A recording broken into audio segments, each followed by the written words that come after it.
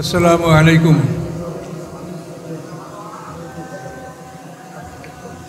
সম্মানিত মুসল্লিন কিরাম, আমরা নূতন এই মসজিদে জুমার দিনে জুমা সম্পর্কে আলোচনা করব, সালাতুল জুমা। তো এই জুমার আলোচনার মধ্যে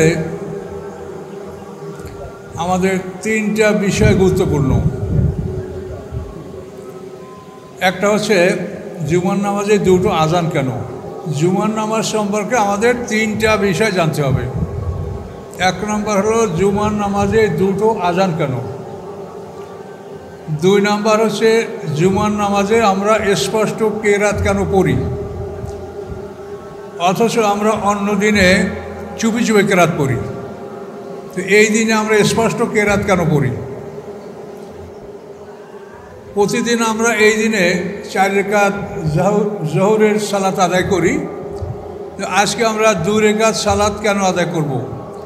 তারপরেও এই নামাজ হাজ্জুল মাসাকিন অর্থাৎ মিসকিনদের হজ সমতুল্য। এই কথাগুলি এমনই যারা প্রথম থেকে শুনবেন না তারা কিন্তু বুঝবেন না, এটা ওয়াজ না। তাহলে প্রথম বিষয় হলো জুমার নামাজে দুটো আজান কেন। এর কারণ হলো আজানের ইতিহাসটা আগে শোনেন। আজানের বিষয়টা হলো মদিনা হিজরত করার পরে সাহাবায়ে কেরামরা কীভাবে নামাজ আদায় করবেন, মুসল্লিরা কিভাবে একত্রিত হবে, এই জন্য তারা পরামর্শে বসলেন। কিন্তু পরামর্শে বসে তারা কোনো সিদ্ধান্ত করতে পারলেন না, সিদ্ধান্ত ছাড়াই তারা সবাই চলে গেলেন। পরের দিন সকালে একজন সাহাবী, তার নাম আব্দুল্লাহ ইবনে যায়েদ। এই আব্দুল্লাহ ইবনে যায়েদ সাহাবী আল্লাহ রসুলের কাছে আইসা এই আজানের সব এই বাক্যগুলি বললেন যে আমি এগুলি স্বপ্নে দেখেছি। তো আল্লাহ রসুল এটাকে অনুমোদন করলেন এবং বেলালকে বললেন যে এই শব্দগুলির মাধ্যমে তোমরা আজান দাও। তো বেলাল যখন এই শব্দগুলির মাধ্যমে আজান দিলেন, আজান দেওয়ার পরে কয়েকজন সাহাবী এসে বলেন, ইয়া রাসূলুল্লাহ, আমি ওই স্বপ্নে দেখেছি। তার মধ্যে ওমর ফারুকও এসে বললেন, ইয়া রাসূলুল্লাহ, আমি ওই স্বপ্নে দেখেছি। তো এইভাবে আব্দুল্লাহ ইবনে যায়েদের এই স্বপ্নে দেখা বাক্যগুলি এগুলি আজানে পরিণত হলো। তিনি একজন সাহাবী। দুটো আজান কেন হলো? জুমার নামাজে আল্লাহ রসুলের জমানায় একটা আজানই ছিল। আল্লাহ রসুল মেম্বারে আজান দিতেন, আল্লাহ রসুল মেম্বারে বসতেন, মিনারায় মুয়াজ্জিন আজান দিত। মুয়াজ্জিনের আজান শেষ হওয়ার সাথে সাথে আল্লাহ রসুল খুতবা শুরু করতেন। এভাবে জুমার নামাজে একটা আজান ছিল। আল্লাহ রসুলের জামানায় একটা আজানেই পার হয়েছে। এরপরে আবু বকর সিদ্দিক রাদিয়াল্লাহু তাআলা আনহুর জামানায় একটাই আজান ছিল। ওমর ফারুক রাদিয়াল্লাহু তাআলা আনহুর জামানায় একটাই আজান ছিল। কিন্তু আস্তে আস্তে জনসংখ্যা বেড়েছে, এখন একটা আজানে পোষায় না। এটা মনে করে ওসমান গনি রাদিয়াল্লাহু তাআলা আনহু তার জামানায় তার যে বাসগৃহ মদিনার জাওরা এলাকায়, তিনি তার বাসগৃহের ছাদের উপরে একটা লোক তুলে দিতেন আজানের সময়। তো মদিনার মসজিদেও আজান হতো আর ওসমান গনি রাদিয়াল্লাহু তাআলা আনহুর বাড়ির ছাদের উপরে আজান হতো। এই দুটো আজান এভাবে বেশ কিছুদিন চলল। এরপরে নিয়মিত দুটো আজান ওসমান গনি রাদিয়াল্লাহু তাআলা আনহুর জামানাই হয়েছে। ওসমান গনি রাদিয়াল্লাহু তাআলা আনহু মাররুজ জাহরান নামে জায়গায় একদিন জুমার নামাজ পড়ার জন্য ওনার ঘটনাচক্রখানি সমবেত হয়েছিলেন। মাররুজ জাহরান জায়গাটা হলো মক্কা থেকে 16 মাইল উত্তরে। মক্কা বিজয়ের আগের রাত্রে যে মাঠে আল্লাহ রসুল থেমেছিলেন এবং সেখানে তার 10,000 সৈন্যবাহিনীকে রাত্রে আগুন জ্বালাতে বলেছিলেন পৃথক পৃথক, এই যে ঐতিহাসিক বিখ্যাত ঘটনা। এবং ওইখানে আবু সুফিয়ান হাজির ইসলাম গ্রহণ করেছিল। এর পরের দিন আল্লাহ রসুল মক্কা শহরে প্রবেশ করেন এবং মক্কা বিজয় করেন। এই মাররুজ জাহরানে ওসমান গনি রাদিয়াল্লাহু তাআলা আনহু কোনো একদিন জুমার নামাজ পড়বেন। তখন সবাই তো সাহাবী সে যুগে, তারা বলল যে এই জুমায় আজানের সাথে সাথে খুতবা শুরু হয়, এতে করে আমরা ভালো করে পুরো খুতবাটা শুনতে পাই না।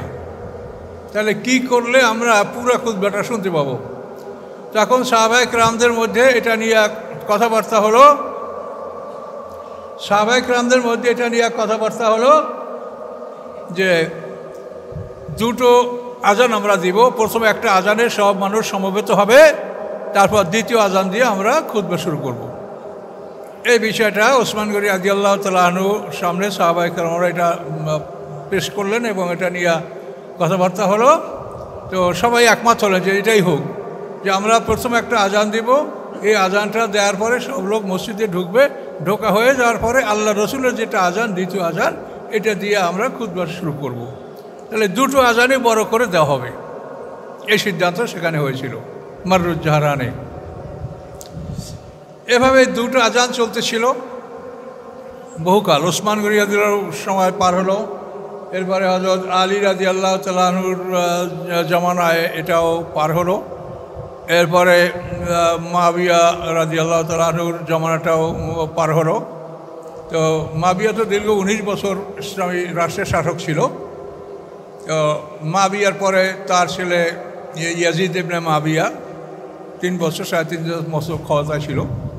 ইয়াজিদের ছেলে মুআবিয়া ইবনে ইয়াজিদ, সে মাত্র 40 দিন ক্ষমতায় ছিল। তারপর সে তার মৃতদেহ তার বাড়িতে পাওয়া গেছে। কিভাবে সে মরেছে না মেরেছে কেউ বা নিজে মারা গেছে বলা যাচ্ছে না, মুআবিয়া ইবনে ইয়াজিদ। এরপরে ইয়াজিদের দ্বিতীয় ছেলে খালেদ ইবনে ইয়াজিদ, সে ছিল নাবালেগ, সে রাষ্ট্রীয় ক্ষমতার মালিক হলো রাজতন্ত্র হিসাবে। তো এই খালেদ ইবনে ইয়াজিদের পৃষ্ঠপোষক ছিল মারওয়ান। এই মারওয়ান একটু অ্যাস্টিউট পলিটিশিয়ান। ইয়াজিদ মারা যাওয়ার পরে ইয়াজিদের স্ত্রীকে এই মারওয়ান বিয়ে করেছিল এবং বিয়ে করে ওই পরিবারে সে ঢুকেছিল। তো এই মারওয়ান খালেদ ইবনে ইয়াজিদের পক্ষে আতালিক যাকে বলা হয়, এভাবে তার পক্ষে সে রাষ্ট্র পরিচালনা করত। কিন্তু এই ফাঁকে ওই মারওয়ান খালেদ ইবনে ইয়াজিদকে বরখাস্ত করে তার নিজের ছেলে আব্দুল মালিক ইবনে মারওয়ানের নামে রাজতন্ত্র হিসেবে সিংহাসন লিখে দিল। ইয়াজিদের দ্বিতীয় ছেলে খালেদ ইবনে ওলীদ, একে বঞ্চিত করা হলো। তো এইটা যখন ইয়াজিদের স্ত্রী জানতে পারলো, তখন সে ক্ষিপ্ত হয়ে গেল যে তুমি আমার ছেলেকে বঞ্চিত করে তোমার ছেলেকে তুমি রাজ্য দান করেছ। তখন কোনো একদিন ঘুমের ঘোরে ইয়াজিদের স্ত্রী ওই মারওয়ানকে বালি হিসেবে হত্যা করেছে। ইয়াজিদের স্ত্রী তো যুবতী, আর ও তো অত্যন্ত বৃদ্ধ। এভাবে যখন মারওয়ান 9 মাস দায়িত্ব পালন করার পরে তার মৃত্যু হয়। তো তার মৃত্যুর পরে এখন রাজতন্ত্র অনুসারে উনি কী করে গেছেন, কাকে উনি স্থলাভিষিক্ত করেছেন, এটা খুলে দেখা গেল যে ওনার নিজের ছেলে আব্দুল্লাহ ইবনে মারওয়ান তাকে এটা যে খেলাফতের দায়িত্ব দিয়েছেন। এখন সে 9 মাস পরে সে চলে যাওয়ার পরে আব্দুল মালিক ইবনে মারওয়ান সে তার খেলাফত দীর্ঘকাল সে অন্তত 20 বছর রাষ্ট্রীয় শাসন ভার গ্রহণ করছে। তো এই আব্দুল মালিক ইবনে মারওয়ানের পরে তার ছেলে ওলীদ ইবনে আব্দুল মালিক, হেশাম ইবনে আব্দুল আজিজ, পর্যায়ক্রমে তারা সবাই দায়িত্ব পালন করছে। কিন্তু হেশাম ইবনে আব্দুল মালিকের সময় আমরা এখন যে আজানের রূপরেখাটা দেখতে পাচ্ছি, যে ভিতরে এবং ছোট আজান, এটা হেশাম ইবনে আব্দুল মালিকের সময় হয়েছে। সে সময় এটা কী করে হলো, বিষয়টা ছিল যে সবাই একটা জিনিস লক্ষ্য করলো যে দ্বিতীয় আজানের পরেও আস্তে আস্তে মানুষ মসজিদে প্রবেশ করছে। তখন তাদেরকে তারা প্রশ্ন করলো যে দুটো আজান দেওয়া হয়েছে এই জন্যই যে প্রথম আজানে আপনারা সবাই ঢুকবেন, দ্বিতীয় আজানে খুতবা হবে, এখন দ্বিতীয় আজানের পরেও আপনারা মসজিদে ঢুকছেন, এটা কারণ কি? ওরা বলে যে আমরা প্রথম আজান শুনতেই পাইনি। আমার মনে করছি এটাই বোধহয় প্রথম আজান হতে পারে। আমরা বাইরে ছিলাম, কেউ বলে আমরা হাটে ছিলাম, কেউ খেতে খামারে ছিলাম, আমরা শুনতে পাইনি। তো এখন এইটা নিয়ে আবার তখন ওলামারা বৈঠকে বসলো যে দুইটা আজান যে কারণে দেওয়া হলো সে সমস্যা তো সমাধান হচ্ছে না, দ্বিতীয় আজানের পরেও লোক ঢুকছে। তখন তারা সিদ্ধান্ত নিল যে তাহলে আমরা হেশাম ইবনে আব্দুল মালিকের সময় সিদ্ধান্ত হলো দ্বিতীয় আজানটা তাহলে আমরা বড় করে দিব না, প্রথম আজানটা বড় করে দেওয়া হবে, সকল মানুষ মসজিদে ঢুকবে, তারপর দ্বিতীয় আজানটাই যেহেতু অরিজিনাল আজান, রাসূলের আজান, ওইটাই, ওই আজানটা আমরা মসজিদের ভিতরে এমনভাবে দিব যাতে উপস্থিত মুসল্লিরাই শুনতে পায়, বাইরের আর কাউকে ওই আজান আমরা শোনাবো না। এই হিসাবে ইবনে আব্দুল মালিকের সময় এই দ্বিতীয় আজানটা এভাবে মসজিদের ভিতরে দেওয়ার এই সিদ্ধান্ত নেওয়া হয়। তো এই শরীয়তের এই টুকটাক ব্যবধান বা পরিবর্তন এটা বিভিন্ন ক্ষেত্রে এটা হয়ে থাকে। এটাকে সম্মিলিত ওলামায়ে কেরাম বা ইমামরা এটাকে কেউ অবৈধ বলেন নাই, সবাই এগুলো স্বীকৃতি দিয়েছেন, এই জন্য এগুলো এভাবে আমরা মেনে নিচ্ছি। এভাবে আরও অনেক জিনিস আপনি দেখতে পাবেন। এই যে কোরআন মাজিদ, এই কোরআন মাজিদে জের জবর ছিল না। এটা আব্দুল মালিক ইবনে মারওয়ানের সময় হাজ্জাজ ইবনে ইউসুফ যখন পূর্বাঞ্চলের গভর্নর ছিল, এই হাজ্জাজ ইবনে ইউসুফের আদেশে আবুল আসাদ দোয়াইলি এই কোরআনে জের জবর বসিয়েছে। এটা অনেক পরে। এরপর দেখেন কোরআনে যে 540টা রুকু, এটাও কিন্তু আল্লাহ রসুলের জামানায় ছিল না। ওমর ফারুক রাদিয়াল্লাহু তাআলা আনহুর জামানায় উবাই ইবনে কাব সবচেয়ে ভালো কারি এবং হাফেজ, তিনি তারাবি নামাজ পড়াতেন। এই উবাই ইবনে কাব যতটুক পরে রুকু করেছে ততটুক চিহ্নিত করে রুকু নির্ধারণ করা হয়েছে। তিনি 20 রাকাত তারাবি 27 দিন পড়েছেন। এখন 20 পূরণ দেন, 27 গুণ 20 540, এই 540টা রুকু নির্ধারিত হয়েছে। তো এই জন্য এভাবে টুকটাক কিছু কাজ যেটাকে বেদাত বলা চলে না, যেহেতু এটার মূল ভিত্তি তো আছেই, কিন্তু এটাকে একটু সুন্দর করা বা একটু মানে আধুনিকতম করা, এটা সামান্য কিছু এগুলা করা হয়েছে। তো এ হলো মোটামুটি আমাদের আজানের ইতিহাস। এরপরে আমাদের আসবে যে জুমার নামাজে আমরা স্পষ্ট কেরাত কেন পড়ি। অন্যান্য নামাজে, অন্যান্য দিন জোহরের নামাজে আমরা চুপি চুপি কেরাত পড়ি, কিন্তু এই দিনে আমরা স্পষ্ট কেরাত কেন পড়ি? এর কারণ হলো জুমার নামাজ এটা মক্কাতে যদিও আয়াত নাযিল হয়েছে সূরা জুমা, এটা জুমা সূরা, সেটা মক্কি সূরা, কিন্তু আদেশটা জুমার নামাজ মক্কাতে হয়েছে। কিন্তু আল্লাহ রসুল মক্কাতে জুমার নামাজ আদায় করার কোনো পরিবেশ তিনি পাননি। এই জন্য তিনি মদিনা হিজরত করার পরেই জুমার নামাজ প্রথম আদায় করেন। তো আল্লাহ রসুল 12ই রবিউল আউয়াল 13 হিজরি তিনি মদিনায় কোবা গ্রামে এসে উপস্থিত হন এবং সেখানে তাকে সানিয়াতুল বেদাইতে আল্লাহ রসুলকে অভ্যর্থনা জানানো হয়। এবং ওখানে কোবা গ্রামে আল্লাহ রসুল কয়েকদিন ছিলেন, আমর ইবনে আওফের বাড়িতে অথবা কুলসুম বিনতে হাজামের বাড়িতে। তো ওখানে আল্লাহ রসুল সোম, মঙ্গল, বুধ, বৃহস্পতি, শুক্রবার দিন সকালে আল্লাহ রসুল ওখান থেকে ইয়াসরিব শহরের উদ্দেশ্যে রওনা করেন। ওখান থেকে ইয়াসরিব শহর 3 মাইল দূরত্বে। তো এই ইয়াসরিবের দিকে আল্লাহ রসুল রওনা করার পরে বনি সালেম, এই বনি সালেমার কাছে যখন তিনি উপনীত হলেন, এই বনি সালেমার ওখানেই জুমার নামাজের রক্ত হলো, জোহরের রক্ত হলো। তখন আল্লাহ রসুল এখানে জুমার নামাজের জন্য প্রস্তুতি নিতে বললেন যে এখানে জুমার নামাজ হবে। তো এই মসজিদে বনি সালেমায় আল্লাহ রসুল প্রথম, এটা মসজিদ হয় নাই তখন, এখন সেখানে মসজিদে বনু সালেমা, মসজিদে কেবলাতাইন, যেটা ওই মসজিদ কিন্তু। তো ওই বনু সালেমায় আল্লাহ রসুল জুমার নামাজ প্রথম আদায় করেন। তাদের সংখ্যা 120-124 এরকম বলা হয়। মোটামুটি শতাধিক লোক সেখানে উপস্থিত ছিল, যাদেরকে নিয়ে আল্লাহ রসুল জীবনের সর্বপ্রথম জুমার নামাজ পড়েন। এবং ওইখানে আল্লাহ রসুল স্পষ্ট কেরাত পড়েন, জোহরের মতো চুপি চুপি কেরাত পড়েন, স্পষ্ট কেরাত পড়েছেন। তার কারণ যে কেরাত চুপি চুপি পড়ার জন্য যে নির্দেশ ছিল, এটার পিছনে কারণ আছে। যে তা হচ্ছে যে মক্কার মুশরিকরা এটা নিশ্চিত ছিল যে মুহাম্মদ সাল্লাল্লাহু আলাইহি ওয়াসাল্লামের যে জয়যুক্ততা, তার যে অগ্রযাত্রা, এটার মূল কারণে হচ্ছে তার কোরআন। যে মুহাম্মদ সাল্লামকে হত্যা করার জন্য উন্মুক্ত তলোয়ার নিয়ে যায়, মুহাম্মদ সাল্লাম তাকে কোরআন শোনালে সে মুসলমান হয়ে যায়। তাহলে মুসলমানদের মানে মুহাম্মদ সাল্লাল্লাহু আলাইহি ওয়াসাল্লামের মানে ইসলামের যে অগ্রগতি, অ্যাডভান্সমেন্ট, এটার পিছনে আল্লাহর কোরআন শুনলেই সে বিগড়ে যায়। এখন এর পিছনে ছোট্ট একটা ইতিহাস আপনাদেরকে তাফসীর থেকে বলি। আল্লাহ রসুলের বাড়ি কাবা ঘরের পূর্ব পাশে প্রথম আবু জাহেলের বাড়ি, তার পরের বাড়িটি আল্লাহ রসুলের বাড়ি। তো এখানে আল্লাহ রসুলের যে বাড়ি, এ বাড়িতে বিরাট বংশ, তারা আরবের শ্রেষ্ঠ বংশ, বহু লোকজন সেখানে। তো আবু সুফিয়ানও ওই বংশেরই ওইখানেই কোনো একটা গৃহে আবু সুফিয়ানেরও বাড়ি। তো আবু সুফিয়ানের শ্বশুর উতবা বিন রবিয়া, এই আরবের সবচাইতে বড় নেতা। তো উতবা বিন রবিয়া জামাই বাড়ি বেড়াতে আসছে, আবু সুফিয়ান তার জামাই। আর আবু সুফিয়ানের জামাই আবার আমাদের রাসূল উম্মে হাবিবা, আবু সুফিয়ানের কন্যাকে আল্লাহ রসুল বিয়া করেছেন। এই আবু সুফিয়ানের শ্বশুর ও বাড়িতে আসার পরে সবাই বলে যে আপনি আমাদের মুরব্বী সম্ভ্রান্ত আত্মীয় বটে, তো আপনি আমাদের বংশের একটা ছেলে এই নতুন একটা ধর্ম প্রচার করে এবং তার জন্য আমরা অনেক ক্ষতির সম্মুখীন হচ্ছি, আমরা তাকে কোনোভাবে বিরত করতে পারছি না, আপনি তাকে কিছু বুঝেই বলবেন কি না।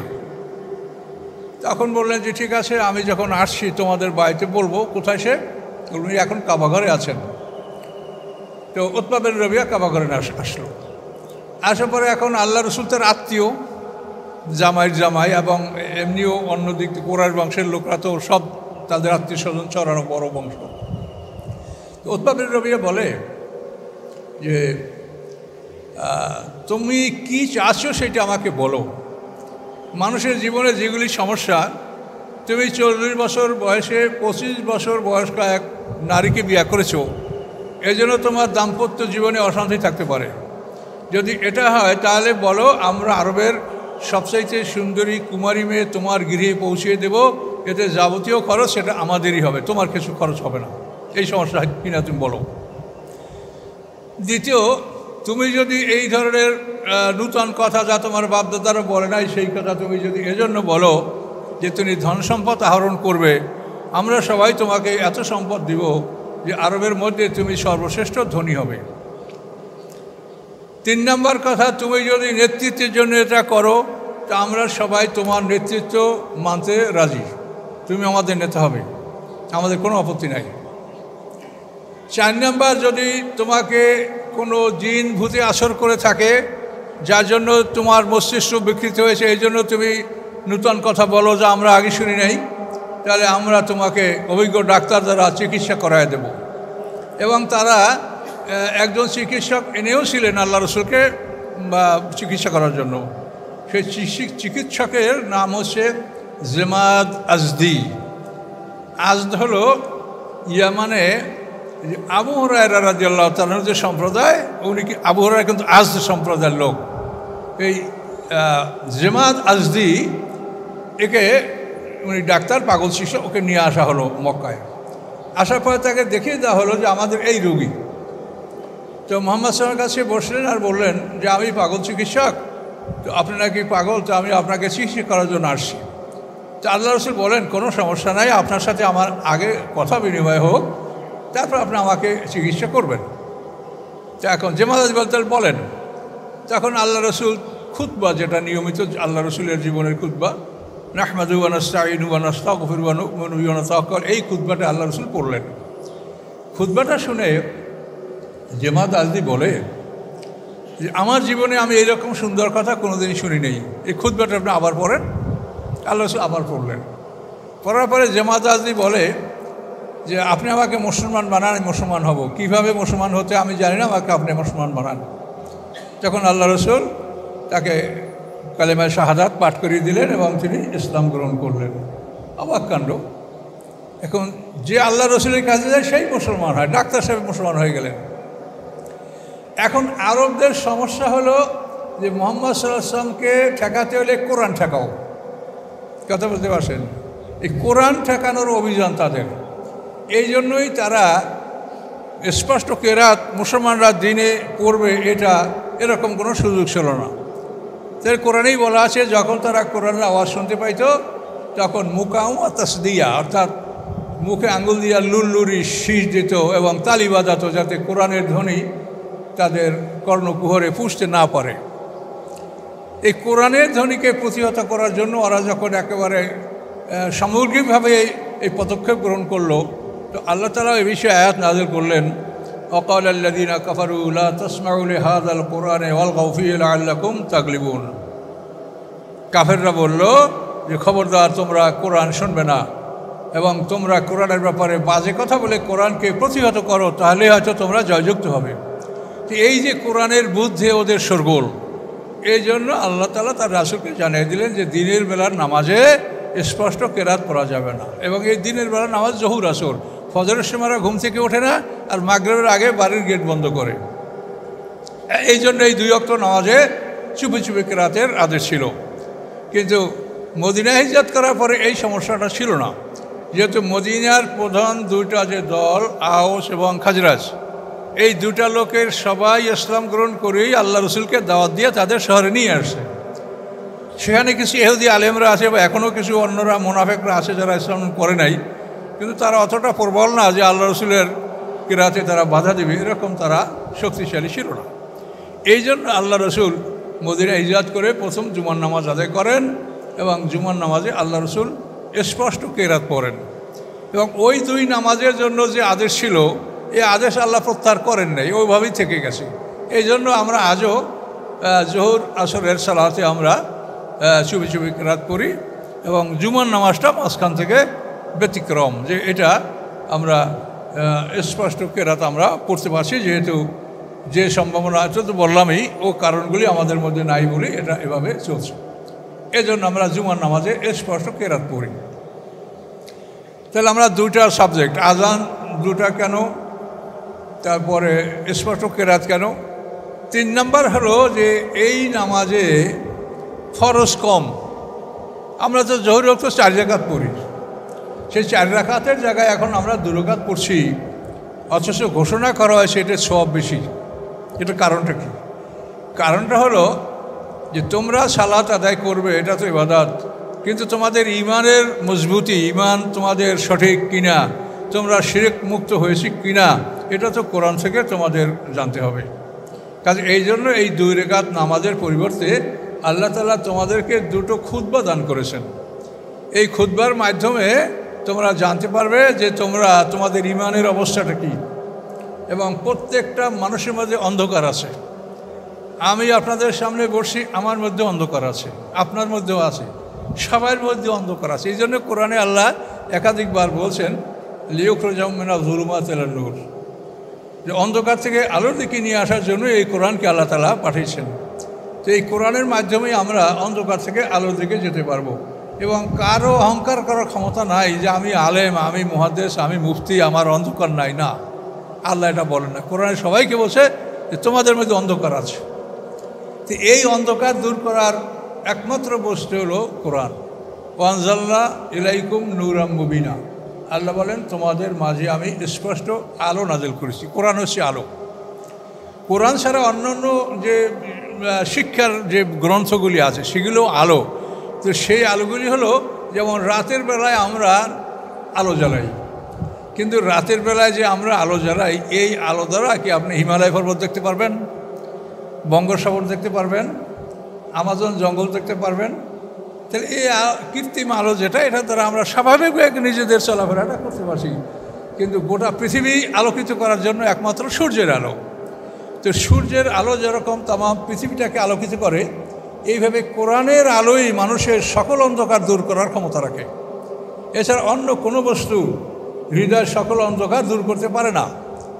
আজকের আলেম সমাজের তাকানোর দুঃখের বিষয় যে আজকে আলেম সমাজ এই কোরআনকে বাদ দিয়ে তারা অন্য কিছু অনুসন্ধান করছে। এবং বলতে গেলে তারা, আমরা যেটা রাজশাহী শহরে দেখছি, তারপর আপনারা যারা আমার ওই মসজিদ জুমা পড়তেছিলেন, তারপর বিভিন্ন জায়গায় একটাই অপরাধ আমার, সেটা হলো আমি কোরআন থেকে কথা বলি। এছাড়া আর কোনো অপরাধ আমার তারা দেখাতে পারবে না। আমি তো বলি নেই যে নামাজ কম পড়েন না বেশি পড়েন, জাকাত হজ রোজা, আমি কোনোটাই আমার ব্যতিক্রম আছে। তা আমার অপরাধ কি? অপরাধ হলো কোরআন থেকে কথা বলা। কাজেই আমরা সবাই আল্লাহর কাছে যাব। আমি কারো বিরুদ্ধে আমি বিচারও চাই না, আর আমি কাউকে কিছু বলতেও চাই না। আপনারা আপনাদের কাজ করেন, আমরা আমাদের কাজ করে যাচ্ছি। ফলাফল আল্লাহর কাছে, বেশি দেরি না তো। আপনিও হাজির হবেন, আমিও হাজির হব। সেই দিন দেখা যাবে যে কে কাকে কি বলেছেন।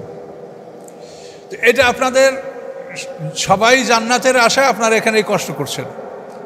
এই জান্নাতে যাওয়ার জন্য যে জিনিসটা প্রয়োজন সেটাই আপনাদেরকে বলেছি। প্রত্যেকটা মানুষের আকল অনুসারে তার বিচার হবে। আমাকে যে প্রশ্ন করা হবে আপনাকে সে প্রশ্ন করা হবে না। কাজে প্রত্যেকটা মানুষ, আল্লাহ জ্ঞানকে সৃষ্টি করে এটা এটা আল্লাহ রসুলের হাদিস।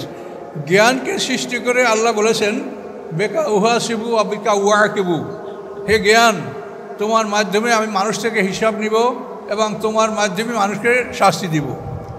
যার জ্ঞান নাই তার কোনো হিসাব নাই। পাগল কিন্তু আমাদের সাথে অনেক ভালো, তার কোনো ওর উপরে কিছু ফরজ নাই, ও ফ্রি, যা করে করে, যা খায় খায়, যা বলে বলে। আর আমরা এই জ্ঞান আমাদের বন্ধু হতে পারে আর জ্ঞান আমাদের শত্রু হতে পারে।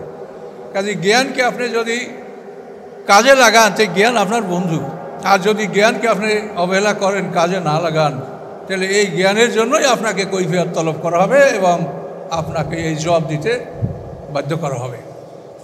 এই জন্য আমি আপনাদের সবাইকে বলি যে আপনার কোরআনের থেকে কিছু না কিছু শেখেন। আপনাদের যে বয়স এখন যার যার সামনে আছে, এই সময়টা যদি কোরআনের জন্য আপনি ব্যয় করেন এবং পিছনের সময়ের জন্য যদি আল্লাহর কাছে ক্ষমা চান যে আমি ইতিপূর্বে করতে পারি নাই, এখন আমি শুরু করছি, আল্লাহ ক্ষমা করে দেবে। আল্লাহ বড় দয়ালু, তিনি অসীম দয়ার মালিক। কাজে আমি আপনাদেরকে অনুরোধ করব যে আপনারা প্রত্যেকটা মানুষ কোরআন শেখার জন্য চেষ্টা করেন। এজন্য বহু মানুষে বহু কিছু করেছে, আমিও করেছি।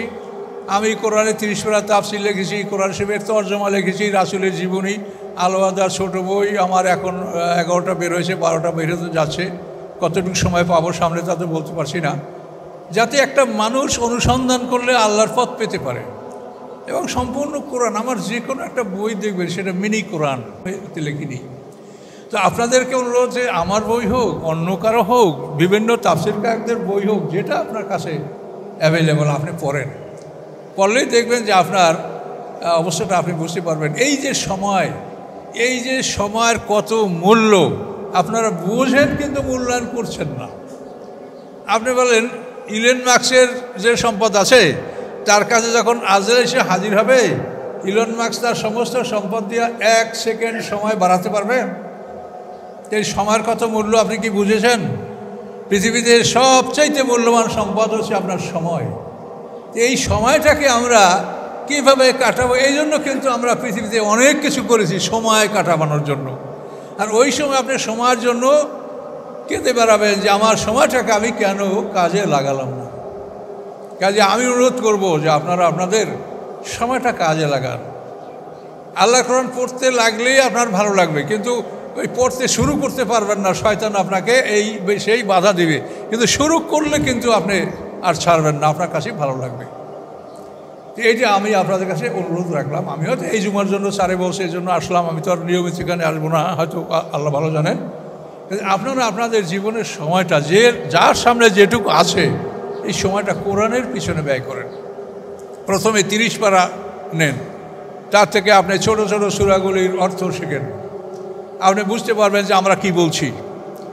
কোরআন পড়লেই আপনি বুঝতে পারবেন যে আমরা মৌলবী সাহেবরা কী করছি।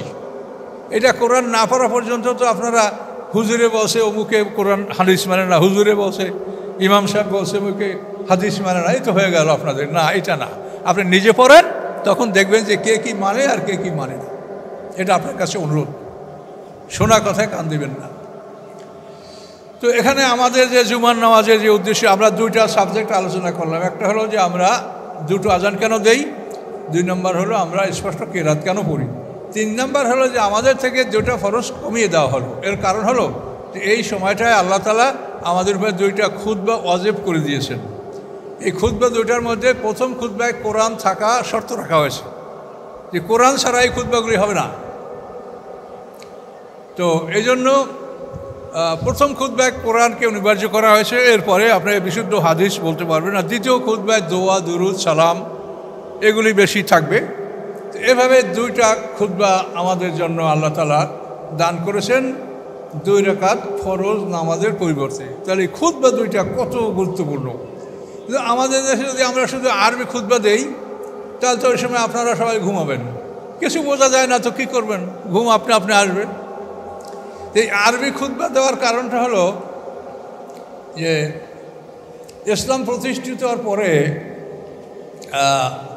সাহাবি, তাবিন, তাবৎ তাবিন 3টা যুগ, যেটা আল্লাহ রসুল যাকে উত্তম যুগ বলে ঘোষণা করেছেন, খায়রুল কুরুনি কারনি সুম্মাল্লাযিনা ইয়ালুনহুম সুম্মাল্লাযিনা ইয়ালুনহুম, 3টা যুগ, সাহাবিদের যুগ, তাবেইনদের যুগ, তাবৎ তাবেইনদের যুগ।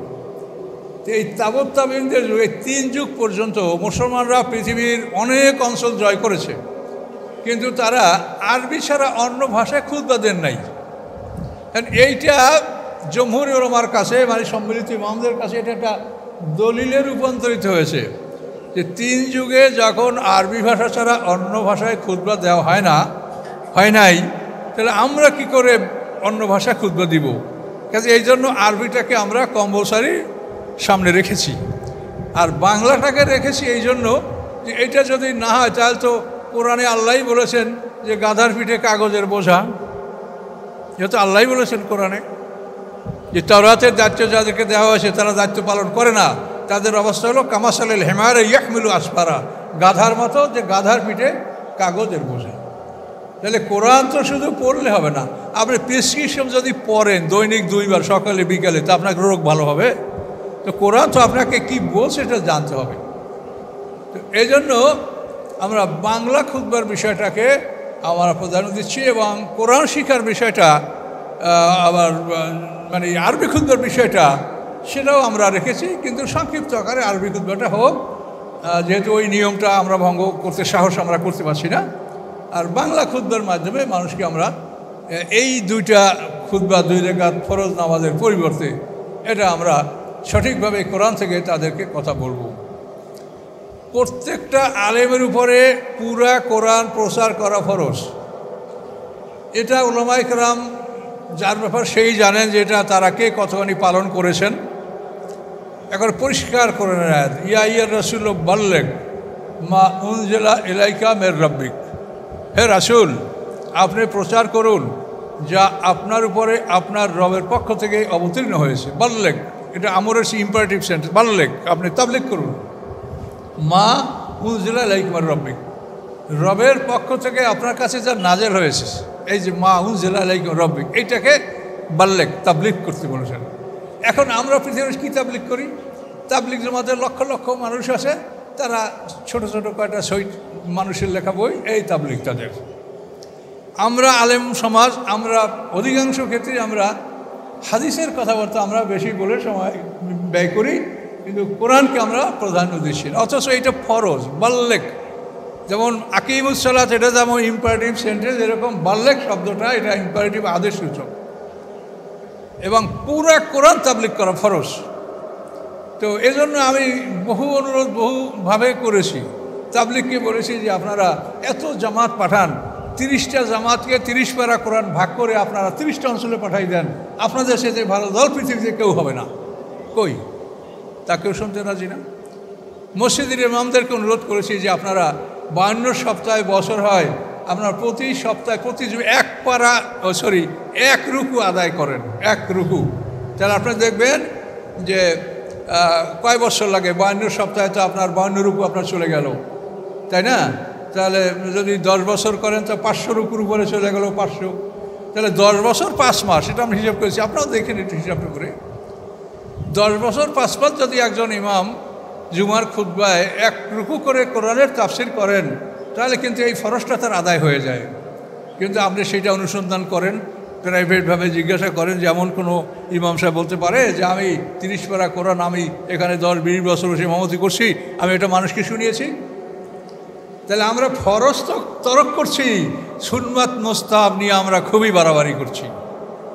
কার জামা কীরকম, কার টুপি কেমন, কার দাড়ি কেমন, এইটা নিয়ে আমরা খুব বেশি বাড়াবাড়ি করছি, কিন্তু ফরজ যে তরক করছি তার কোনো খবর নেই, ডাইরেক্ট কোরআন। এই জন্য এই সময়টা আপনাদেরকে এগুলি বোঝার জন্য, আপনাকে ফরজ কমিয়ে দেওয়া হলো কেন, যে আপনি শরিয়াত সম্পর্কে জানবেন। কি জানবেন? আপনার কাজ কি, আপনার ডিউটি কি, কী কাজের জন্য আপনি পৃথিবীতে আসেন, এইম ইন লাইফ, আপনার জীবনের উদ্দেশ্য কি বলতে পারেন? পারবেন না, আশা করি। না পারাটা ঠিক না, আর পারবেন না হলে আপনি মনে খারাপ করেন না যদি বলছে আমরা পারবো না, হয়তো পারবেন, কিন্তু জীবনের মূল উদ্দেশ্য হলো গোলাম হওয়া। আপনি যদি গোলাম হতে পারেন তাহলে আপনি জয়যুক্ত। আল্লাহ কোরআনে বলেন ফাদখুলি ফি ইবাদি ওয়াদখুলি জান্নাতি, তুমি আমার গোলামের তালিকাভুক্ত হও, বেহেশতে ঢুকে যাও। কি ডাইরেক্ট কথা, এই কথার মধ্যে কিছু বোঝার বা ব্যাখ্যা করার কিছু আছে? তুমি গোলাম হও, জান্নাতে চলে যাও। তাহলে জীবনের উদ্দেশ্য হলো গোলাম হওয়া।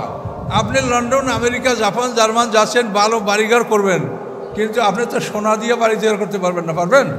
কিন্তু আল্লাহর গোলাম হইলে আপনার জন্য সোনার বাড়ির গ্যারান্টি। কি কোনো সন্দেহ আছে?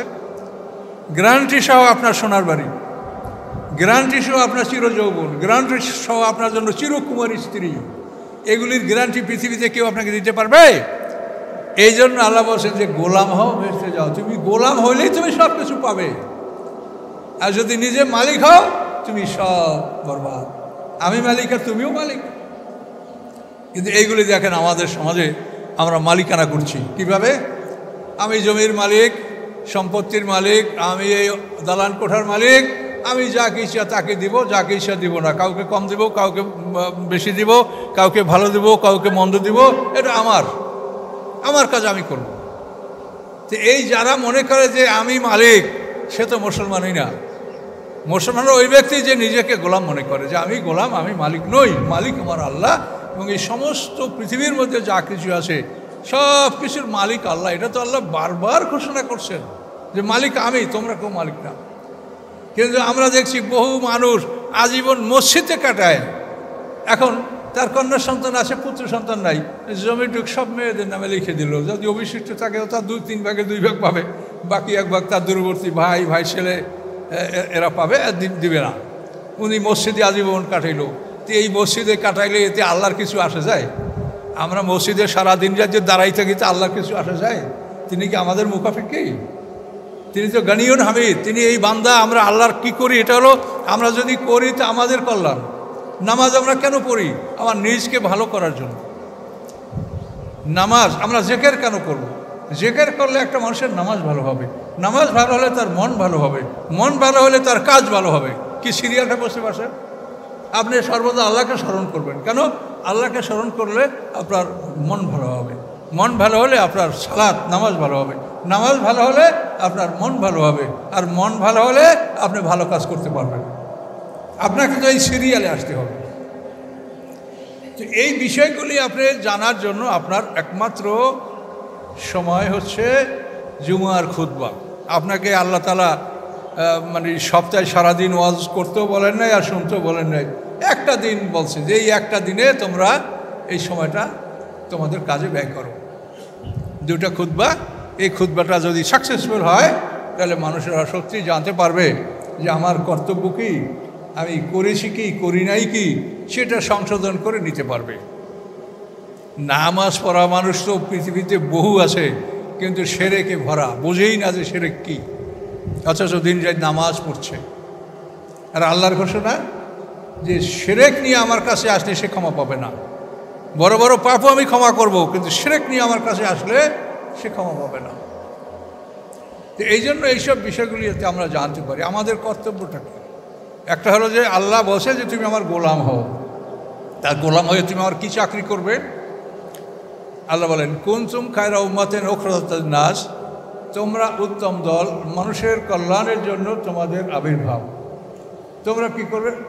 আচ্ছা দেখছি, কুনতুম খায়রা উম্মাতিন উখরিজাত লিন-নাস, তোমরা উত্তম দল, মানুষের কল্যাণের জন্য তোমাদের আবির্ভাব। তোমরা কি করবে? তা'মুরুনা বিল মা'রুফি ওয়া তানহাউনা আনিল মুনকার, তোমরা ভালো কাজে আদেশ করবে, মন্দ কাজ হতে মানুষকে নিষেধ করবে, বাধা দিবে। এটা তোমাদের কাজ, ভালো কাজে আদেশ, মন্দ কাজে নিষেধ। এখন ভালো কাকে বলে? আমি একটা ভালো বলি, আর ইসলামের বিপক্ষে যে সে বলে এর সেইতে নোংরা কাজ আর কিছু নেই। তাহলে ভালো কাকে বলে এটা আপনি কী করে বুঝবেন? এই ভালো কাকে বলে এটা বুঝতে হলে এই যে মেকিয়াভেলি নিকোলাস যে থিওরি, সেইটা দেখেন যে সম্পূর্ণ ইসলামের বিপক্ষে, কিন্তু সেইটাকে দুনিয়ার অনেক শক্তিধর তার এই থিওরিগুলো গ্রহণ করেছে, এবং সেগুলি ইসলামের জন্য সবচাইতে ধ্বংসাত্মক, খারাপ। তাহলে ভালো কি এটা বোঝার জন্য আপনার হৃদয়ের অন্ধকার দূর করতে হবে। আপনি অন্ধকারে যদি লকড়ি সংগ্রহ করতে যান, তা আপনারা তো শহরের মানুষ লকড়ি সংগ্রহ করেন না, গ্রামের মানুষই করে। তো লকড়ি সংগ্রহ করতে গেলে দেখবেন একটা সাপ ঘুমাচ্ছে শুয়ে, আর আপনি মনে করেন যে এটা একটা বড় একটা কাঠ, এটা আমার ভালো লকড়ি হবে। তো আপনি তো অন্ধকারে কাঠের পরিবর্তে সাপও ধরতে পারেন। তাহলে অন্ধকারে কাঠ সংগ্রহ করা যায় না। তাহলে অন্ধকার যদি আপনি দূর না করেন হৃদয়ের, তাহলে আপনি বুঝতে পারবেন না যে ভালো কি এবং মন্দ কি। এই জন্য অন্ধকার দূর করার জন্য আল্লাহ আলো পাঠিয়েছেন, ওয়ানজালনা এলাইকুম নূরাম মুবিনা। এই আলো যদি আপনি ঢুকান, তা আপনার ভিতরটা এমনভাবে আলোকিত হবে যে আপনি সব সঠিক কথা বলতে পারবেন। দেখেন, আপনারা পৃথিবীর বিভিন্ন ইজমে পরীক্ষা করে দেখেন, এই যে কার্ল মার্কস যে চীন দেশের জন্য ডাচ ক্যাপিটাল বই লিখছিল কার্ল মার্কস, সেই কার্ল মার্কসের ডাচ ক্যাপিটাল কি এখন চীনে কোনো সম্মান পায়? তো ফেলে দেওয়া হয়েছে। অথচ ওইটাকে কোনো এক সময় বলা হয়েছিল কি Bible of the communist party বলা হয় নাই ডাচ ক্যাপিটালকে। কোথায় সেই ডাচ ক্যাপিটাল এখন? কিন্তু মুহাম্মদ সাল্লাল্লাহু আলাইহি ওয়াসাল্লাম তার জন্ম থেকে, তার নবুয়ত থেকে আজ পর্যন্ত যত কথা বলেছেন, তার কোনো একটা কথাও কি ভুল প্রমাণিত হয়েছে? হয় নাই। কেন হয় নাই? যেহেতু মুহাম্মদ সাল্লাল্লাহু আলাইহি ওয়াসাল্লামের হৃদয় কোরআনের আলো দ্বারা আলোকিত হয়েছিল। কাজেই আপনার যে কাজ, সেটা হলো কি, আপনি শিক্ষক, আপনি এখানে অফিসার, আপনি এখানে দায়িত্ব পালন করবেন, এটা আপনার এই শিক্ষা, এই প্রশিক্ষণ, ট্রেনিং না থাকলে আপনি পারবেন? তাহলে আপনি আমর বিল মারুফ নেহিয়ানের মুনকারের যে দায়িত্ব পালন করবেন, এই জন্য আপনার একটা শিক্ষা লাগবে না, যে ট্রেনিং লাগবে না, এটা সারা কি এমনি পারবেন আপনি? ওই এক শ্রেণীর লোক আছে লম্বা একটা জামা গায়ে দিয়ে মেম্বারের সামনে দাঁড়ায় ওয়াজ করার জন্য। এরা তো সমাজকে ধ্বংস করে। এরা, তুমি কিছু জানো না, শোনো না, লম্বা একটা জামা গায়ে দিয়ে ওয়াজ শুরু করে দিচ্ছ। তো এখন আপনি জিনিসটা বোঝেন যে মুহাম্মদ সাল্লাল্লাহু আলাইহি ওয়াসাল্লামের হৃদয়টা কোরআনের আলোতে আলোকিত থাকার কারণে তার কোনো কথা পৃথিবীতে ভুল প্রমাণিত হয় নাই এবং কিয়ামত পর্যন্ত হবেও না। এই জন্য এই আমাদের ইসলামের বিধানকে আছে দিন আন কাইয়্যিমা, প্রতিষ্ঠিত দিন। এই দিনের মধ্যে কোনো রকম পরিবর্তন নেই। তো এই জন্য এই দুইটা খুতবার মূল লক্ষ্য হলো এগুলি, যে আপনি জানবেন যে আপনার দায়িত্ব কী, কর্তব্য কী, আপনি কি করবেন, কী জন্য আল্লাহ আপনাকে সৃষ্টি করেছেন, কী জন্য আপনাকে আল্লাহ জান্নাতের প্রতিশ্রুতি দিয়েছেন, কী জন্য এক শ্রেণীর লোকদেরকে আল্লাহ শাস্তির প্রতিশ্রুতি দিয়েছেন। এটা আপনি সব জানতে পারবেন যখন আপনি হৃদয়ের অন্ধকার দূর করবেন। কাজে এই জন্য হৃদয়ের অন্ধকার দূর করার জন্য কোরআনের আলোই ঢুকাতে হবে। অন্য কোনো আলোতে আপনার হৃদয়ের অন্ধকার দূর করতে পারবে না। সূর্যের আলো ছাড়া যেমন পৃথিবীর অন্ধকার দূর করতে পারে না অন্য কিছু, তেমনি কোরআনের আলো ছাড়া পৃথিবীর কোনো বই আপনাকে হৃদয়ের অন্ধকার দূর করতে পারবে না। তো এই জন্য আপনাদের কাছে এই পর্যন্তই আমি আর তিনটা বিষয়, আজান দুটো কেন, স্পষ্ট কিরাত কেন, এবং জুমার খুতবা কারণে 2 রাকাত ফরজ কমানো হয়েছে। অথচ আমাদের দেশের বহু লোক দেখবেন খুতবা শুরু হয়ে গেছে, আসি উনি নফল পড়ে। ওরে বাবা, তোমার ফরজ মওকুফ করা হলো যে তুমি এটা শেখো, আর তুমি সেখানে সুন্নাত পড়তেছো। এগুলি হলো হাদিসে তো আসে, এই হাদিস। কিন্তু হাদিসে তো এটাও আছে, ইজা খারাজাল ইমামুল খুতবাতে ফালা সালাতা ওয়ালা কালামা, এটাও তো খুতবায় আছে যে ইমাম যখন খুতবা নিয়ে বের হয় তখন নামাজও পড়া যাবে না, কথাও বলা যাবে না। সাহাবায়ে কেরাম বলছেন, ওমর ফারুক যখনই খুতবা নিয়ে বের হয়েছে আমরা সবাই নামাজ, কথাবার্তা সব ছেড়ে দিয়েছি। কাজে এগুলি আপনারা বোঝার চেষ্টা করেন। কোরআন তো এমন এক বিষয় না যে একদিনই আমি আপনাদেরকে অনেক কিছু বলতে পারবো। তবে অনেক কথা বললে তো বুঝতে অসুবিধা হয়, এই জন্য সামান্য কিছু কথা বললাম যাতে আপনারা উপকৃত হন। আর আমি বয়স্ক মানুষ, আমার জন্য দোয়া করবেন। আল্লাহ কখন তলব করে তো বলতে পারছি না। আপনাদের সবার কাছে দোয়া চেয়ে আমি আমার বক্তব্য এখানে শেষ করছি। আসসালামু আলাইকুম।